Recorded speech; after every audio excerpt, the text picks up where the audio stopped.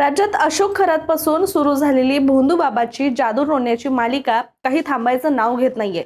नाशिकच्या भोंदू अशोक खरातने त्याच्याच ऑफिसच्या कार्यालयामध्ये कित्येक महिलांना बोलवून त्यांच्या भावनांचा, श्रद्धेचा गैरफायदा घेत शेकडो महिलांची फसवणूक केल्याचं समोर आलं होतं. त्यानंतर आणखी एक बाबा समोर आला, जो आपल्या भक्तांकडून आपले पाय धुवून त्यांना तेच पाणी प्यायला लावायचा, आणि तो म्हणजे पुण्यातील उमेश पप्पा टांगुदे. मग 30च्या वयातील ज्युनियर भोंदू स्वप्नील लोंढे समोर आला, जो लोकांना अशा भोंदू बाबांवर विश्वास ठेवू नका असं म्हणत तरुणींना फूस लावायचा. यानंतर पुरुषांची यातमध्ये कमी होती की काय म्हणून यामध्ये एक भोंदू महिला सुद्धा समोर आली आणि रुग्णाला फक्त कुंकू लावून त्यांचे गंभीर आजार बरं करणारी ही भोंदूबाई मोनाली आई विधाते आणि आता पुण्यातील हाय प्रोफाईल स्वयंघोषित बाबा म्हणजेच 23 वर्षीय दिव्य जितेंद्र परमार याचा कारनामा या सगळ्यांपेक्षा आणखीनच विचित्र असल्याचं सुद्धा उघडकीस आलंय, ज्यामुळे पोलिसांना सुद्धा धक्का बसलाय. नेमकं काय घडलंय, काय आहे हे सगळं प्रकरण आणि कोण आहे दिव्य जितेंद्र परमार, पुढील काही मिनिटांमध्ये समजून घेऊया. नमस्कार, मी रामेश्वरी आणि तुम्ही पाहताय कट टू कट. एक 23 वर्षीय तरुण, दिसायला देखना एखाद्या मॉडेलला सुद्धा मागे टाकेल असा त्याचा सुंदर लुक, पण हा काही मॉडेल नसून स्वयंघोषित गुरुवर्य म्हणजेच बाबा निघालाय, ज्याच्या कारनाम्यापुढे अशोक खरात पासून आत्ताचा ज्युनियर भोंदू स्वप्नील लोंढे पर्यंत सगळेच कमी पडतील. मी असं का म्हणतेय तुम्हाला पुढे लक्षात येईलच. तर झालं असं की सोशल मीडियावर स्वतःला इन्फ्लुएन्सर आणि मोटिवेशनल स्पीकर असल्याचं सांगून या तरुणाने अनेक तरुणींचा विश्वास संपादन करत त्यांना फसवल्याचा धक्कादायक प्रकार पुन्हा एकदा पुण्यामध्येच घडलाय. त्या 23 वर्षीय स्वयंघोषित बाबाचं नाव दिव्य जितेंद्र परमार असून तो कोंढव्यामधील पार्श्वनगर सोसायटीमध्ये राहतो. परमार सोशल मीडिया इन्फ्लुएन्सर आणि मोटिवेशनल स्पीकर असल्याचं त्याने अनेक तरुणींना सांगितलं आणि तरुणींचा विश्वास संपादन करण्याचा आणि त्यानंतर फिजिकल ऍक्टिव्हिटी, त्याचबरोबर फिटनेस आणि शरीरातील निगेटिव्ह एनर्जी काढून टाकण्याच्या नावाखाली त्यांच्याकडून अर्धनग्न किंवा विवस्त्र फोटो मागवण्याचा प्रयत्न केला. त्याने अशाच प्रकारे पनवेलमध्ये राहणाऱ्या एका 22 वर्षीय तरुणीला फसवलं. दिव्य परमारने आधी तिच्याशी संपर्क साधला, मग फिटनेस टिप्सच्या नावाखाली तिच्याशी सतत बोलू लागला. हळूहळू या तरुणीचा विश्वास त्याने संपादन केला आणि व्यायाम करताना शरीराची प्रगती कशी होते त्याबाबत मार्गदर्शन करण्याच्या नावाखाली तिच्याशी जवळीक वाढवली आणि त्यानंतर दिव्यने शरीरातील निगेटिव्ह एनर्जी, त्याचबरोबर मानसिक अडथळे आणि शारीरिक समस्यांबाबत तिला माहिती द्यायचा प्रयत्न केला.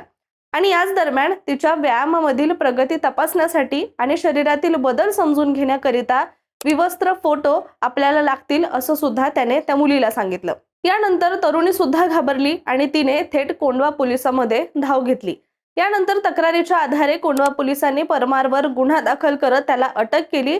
तपासादरम्यान आरोपीचा मोबाईल फोन आणि लॅपटॉप सुद्धा पोलिसांनी जप्त केलेत. शिवाय त्यातील माहिती, फोटो, मुलींसोबतचे काही चॅट्स, व्हिडिओ आणि इतर डिजिटल पुरावे सुद्धा पोलिसांच्या हाती लागलेले आहेत आणि आता त्याची तपासणी सुद्धा केली जाते. दरम्यान दिव्य परमार बद्दल आणखी बोलायचं तर त्याचं आता वय 23 असून त्याने हा जो काही व्यवसाय आहे म्हणजे मुलींना फसवण्याचा किंवा भोंदूगिरी करण्याचा हा जो त्याचा व्यवसाय त्याने वयाच्या जवळपास 18व्या वर्षापासून सुरू केल्याची माहिती समोर येते. म्हणजेच कॉलेजमध्ये जेव्हा तो व्यावसायिक अभ्यासक्रमाचं शिक्षण घेत होता तेव्हापासूनच त्याने मोटिवेशनल स्पीकर म्हणून स्वतःचा प्रचार करायला सुद्धा सुरुवात केली होती आणि वेगवेगळ्या ठिकाणी तो भाषण सुद्धा करायचा. हळूहळू त्याने सोशल मीडियावर स्वतःच्या नावाचं एक चॅनल सुद्धा सुरू केलं आणि या चॅनलच्या माध्यमातून त्याने आपले फॉलोअर्स सुद्धा वाढवायला सुरुवात केली आणि पुढे अशाच चाहत्यांकडून किंवा अशाच फॉलोअर्स कडून तो पैसे आकारू लागला आणि त्यांच्यासाठी व्याख्यानं सुद्धा देऊ लागला. काही दिवसानंतर त्याने स्वतःला आध्यात्मिक गुरु म्हणून घेण्याला सुद्धा सुरुवात केली.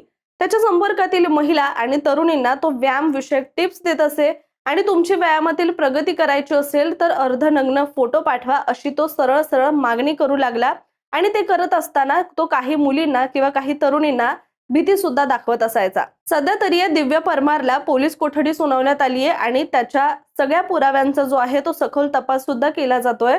परंतु बऱ्याचदा सोशल मीडियावर आपणही स्क्रोल करता करता थांबतो आणि एखाद्या व्हिडिओमध्ये मग्न होऊन जातो आणि काही लोकांच्या बाबतीतही असंच काहीसं घडतंय. कारण ही सगळी जी भोंदू बाबा आहेत ते सगळे सोशल मीडियावर आहेत आणि त्यांचे लाखोंमध्ये, मिलियनमध्ये सुद्धा फॉलोअर्स आपल्याला पाहायला मिळतात आणि सर्वसामान्य माणूस किंवा श्रद्धाळू माणूस असाच या भोंदूंच्या भूलथापांना सुद्धा बळी पडताना दिसतोय. पण या प्रकरणानंतर फिटनेसवर स्वतःची मास्टरी आहे हे लोकांना पटवून देत हाय प्रोफाईल वर्गात आपलं स्थान निर्माण करायचं आणि त्यातून फिटनेसच्या नावाने 2-4 इंग्लिश शब्द त्यामध्ये टाकून समोरच्यांना इम्प्रेस करायचं आणि पुढे समोरची व्यक्ती इम्प्रेस झाली की त्याला सावध समजून आपल्या जाळ्यात अडकवायचा हा प्रकार पुन्हा एकदा आता चर्चेत आलाय।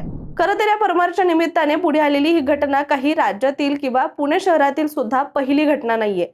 यापूर्वी सुद्धा अशा अनेक घटना घडल्यात, असे अनेक नमुने सुद्धा समोर आलेले आहेत ज्यांनी पॉझिटिव्ह एनर्जी देतो, निगेटिव्ह एनर्जी तुमच्यातून काढून टाकतो किंवा अशा अनेक भूल थापा ज्या आहेत त्या मारलेल्या आहेत, शिवाय तुमची पर्सनॅलिटी मध्ये बदल करून देतो असं सांगून कित्येकांना लाखो रुपयांना फसवलेले आहे, कित्येकांना चुना लावत त्यांचं शारीरिक शोषण सुद्धा केल्याचं समोर आलंय।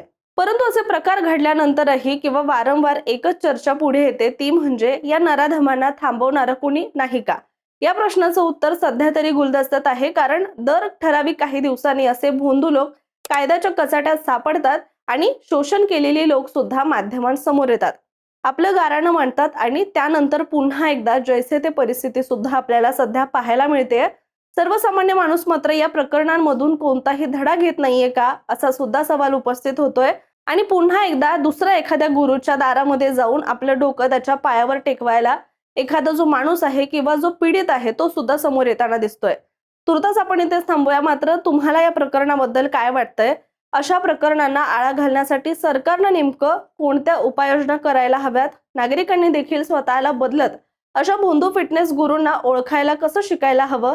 तुमची मतं नक्की कमेंटमध्ये सांगा, कारण तुमचं एखादं मत इतरांसाठी नक्कीच मदतीचं ठरू शकतंय। आणि शिवाय तुम्हाला जर हा व्हिडिओ आवडला असेल तर लाईक करा, शेअर करा आणि अशाच व्हिडिओसाठी सुद्धा कट टू कटला सबस्क्राईब करायला विसरू नका।